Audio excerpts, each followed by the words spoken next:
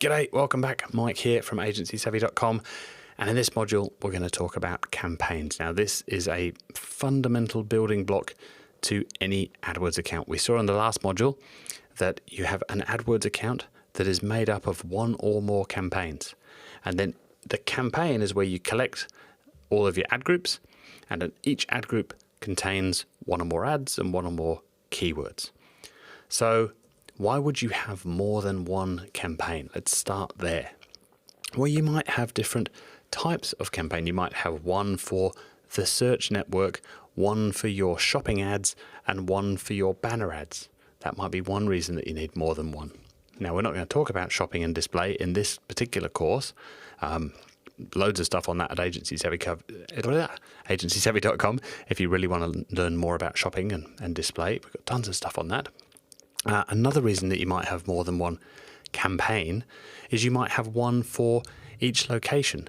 That might be one for each country. So you might have a campaign for the States, a campaign for Australia, a campaign for New Zealand, a campaign for the UK, and so on. You may even have a campaign for each state that you're in. So if you're selling into half a dozen states in the US, then you might have one campaign for California and one campaign for Texas and one campaign for New Mexico, whatever it might be. If you sell different products, that might be another good reason. So you could have lots of different ad groups stuffed into the one campaign, but it's probably going to be cleaner and easier to manage if you had, one campaign for the doors that you sell, and one for the windows, and one for the awnings, and one for the shutters.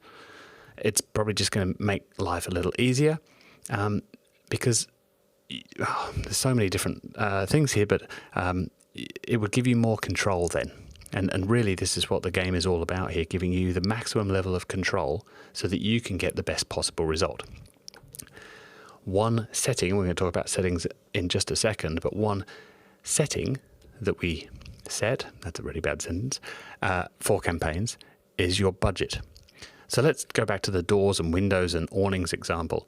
If you found that your ads for windows were absolutely crushing it and you were getting leads left, right, and center at a really, really good price, but doors were super expensive, if we lumped all of those ad groups together in the same campaign, we wouldn't really get much control over where the money got spent. If we separate those two things out into two campaigns, now I can wind the budget right down or even turn off the campaign about doors, and I can increase the budget for my Windows campaign and get more and more and more of those leads. Hopefully that makes sense. And then another really good reason is if you have very different CPA. So again, CPA could be cost per lead or cost per sale. So it stands for cost per action. It depends on the type of website that you've got as to what that really means to you. So in other words, if I've got one campaign that's focused on a particular product and I'm expecting my cost per lead, well, let's say doors and windows. Maybe my cost per lead for my windows is $50, but my cost per lead for my doors stuff is $200. Then again, that's another reason I don't want to mix the two together, because when I'm looking at this at a high level inside my account, and we'll talk about how to optimize things in a later module, but once I've got everything set up, this is not set and forget. I'm going to manage my account and I'm going to try and optimize my account. And when I'm looking at that at a high level, I might see this average of $120 in there. And that's not very helpful. But if I saw an average of 40 in my Windows campaign and an average of 300 in my Doors campaign, well, that would point me in the right direction. I know what I need to go work on today, because they're very, very different things, a different cost per lead. So therefore, I'm going to put them in different places. And so lots of reasons we might have more than one campaign. When you set up your campaign, you're going to pick a whole bunch of settings. I just want to quickly run through the main ones here. You're going to give your campaign a name. It doesn't really matter what your naming convention is, but be consistent with your naming convention. So have a way of naming it. Now, we typically, you can see at the top here, this is brand-dc-s. So we typically have something at the front there that tells us which type of campaign it is. In this case, it's a campaign that's going after brand keywords. So a brand keyword for someone like Brian Tracy might be Brian Tracy, or the name of one of his products or one of his books. That's a brand keyword. Samsung TV, that's a brand keyword. But secondhand TV, that would be a non-brand keyword. And then the middle bit, we generally put the location. So in this case, Washington, D.C. And we tend to use something fairly short in there so that our campaign names don't get crazily long, but not so abbreviated that nobody knows what it actually means and you have to go look it up somewhere. But DC, once you're familiar that this account tends to run in the DC and Baltimore area, then you know, okay, this campaign's a DC one, this one's a Baltimore one. That makes complete sense. And then the -S on the end tells us that this campaign is running on the Google Search Network. Networks, let's jump down there to the next one. With your search campaigns, you've got a couple of choices. It's either running by default, like this one is, across the Google Search Network and the Search Partner Network, or you can choose to turn search partners off. That's really the only choice you get. So Google Search Network, that's google.com, google.com.au, google.co.uk, basically Google search ads. The Search Partner Network is, well, for now, let's just treat it as a whole bunch of other places that you can show your search ads. I'm going to suggest with your very, very first campaigns that you turn search partners off.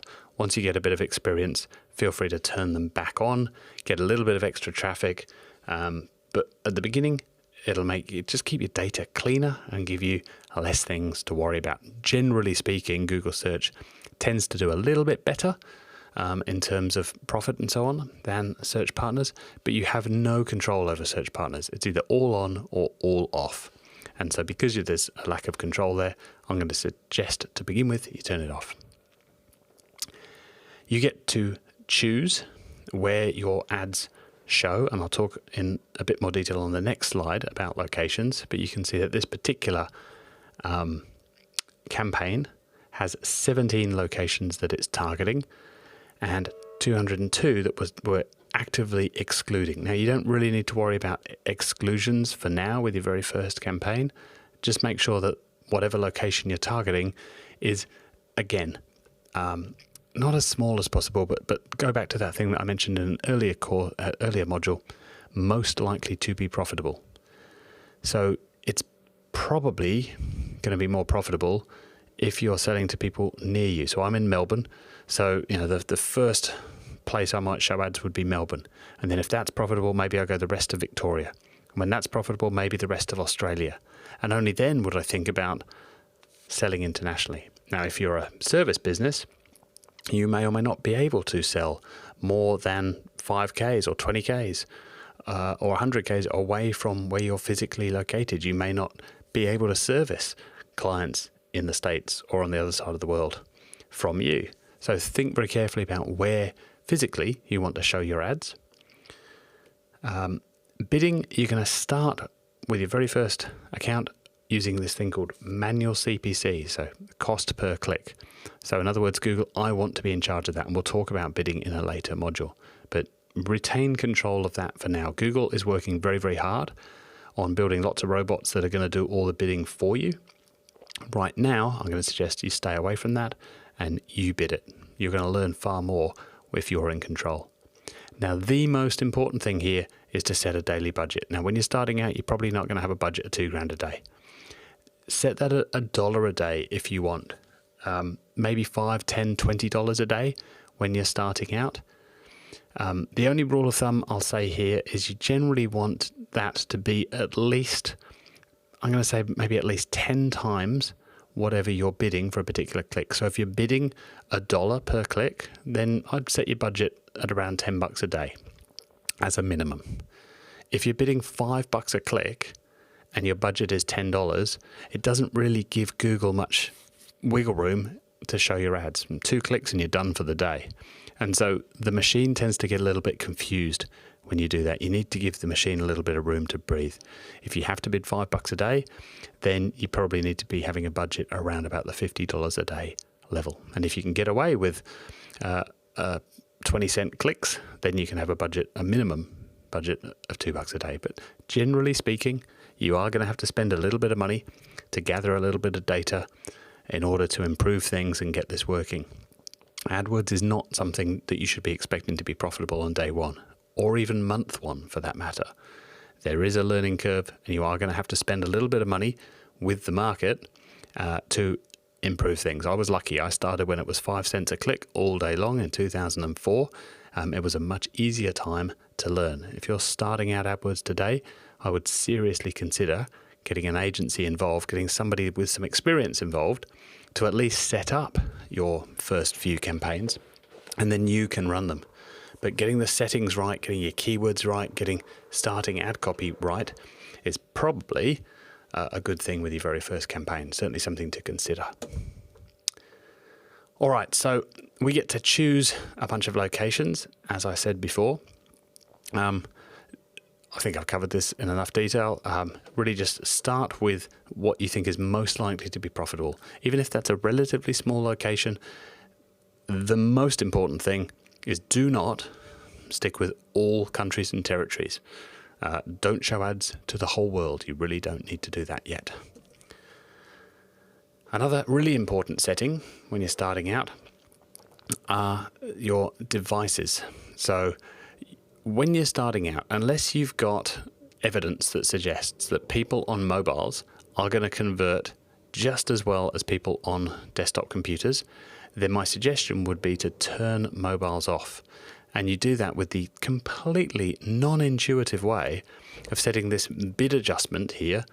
And instead of minus 10% that you can see on your screen here next to mobiles, you have a bid adjustment of minus 100%. That's how you turn mobiles off in AdWords. It's kind of different to Facebook, I know. But if you wanted to turn traffic off on mobiles, and if you can choose to turn mobile traffic off on tablets too, in which case you need a bid adjustment of minus 100% for mobile and minus 100% for tablet in order to turn mobile and tablet off. By default, your ads will be running across all three devices and bidding the same across all three devices. So it's up to you how you set those. And budgets, we've covered. Just set whatever budget is sensible for you so that you're not going to melt a credit card, you're not going to lose your shirt. We don't want that to happen. So I'll see you in the next module, and we're talking about conversion tracking. Super, super important. Before you start running ads, we need a way of knowing what is working and what's not. So I'll see you for that in the next module.